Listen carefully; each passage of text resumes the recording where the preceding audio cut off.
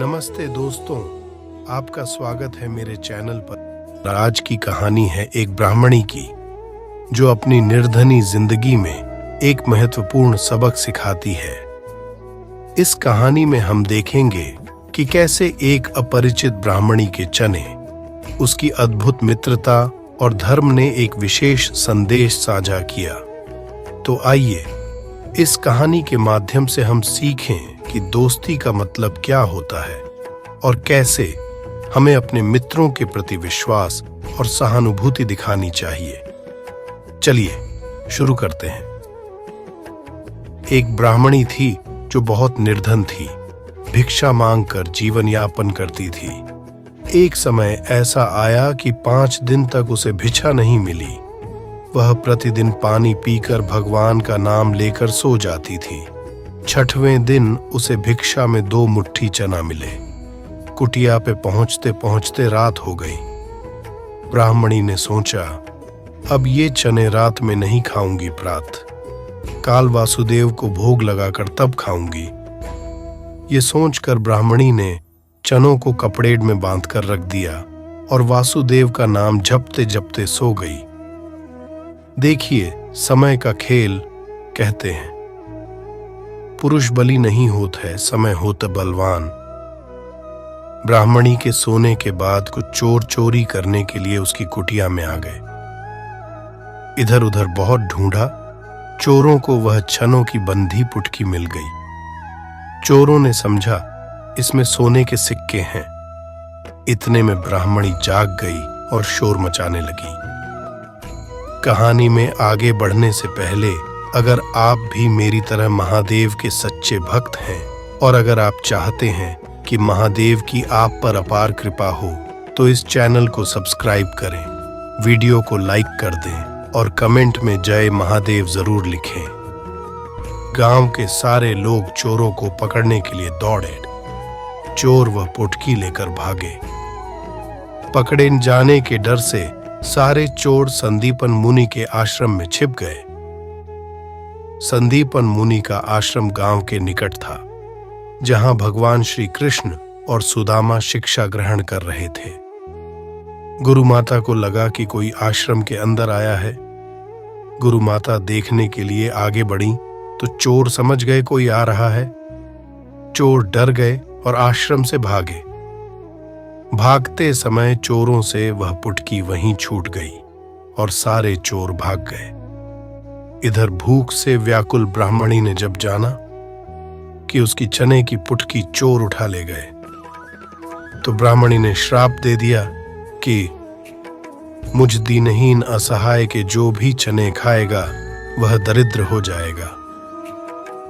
उधर प्रात काल गुरु माता आश्रम में झाड़ू लगाने लगी, तो झाड़ू लगाते समय गुरु माता को वही चने की पुटकी मिली। गुरु माता ने पुटकी खोल के देखी तो उसमें चने थे। सुदामा जी और कृष्ण भगवान जंगल से लकड़ी लाने जा रहे थे, रोज की तरह। गुरु माता ने वह चने की पुटकी सुदामा जी को दे दी और कहा, बेटा, जब वन में भूख लगे तो दोनों लोग यह चने खा लेना। सुदामा जी जन्मजात ब्रह्म ज्ञानी थे। ज्यों ही चने की पुटकी सुदामा जी ने हाथ में लिया, त्यों ही उन्हें सारा रहस्य मालूम हो गया।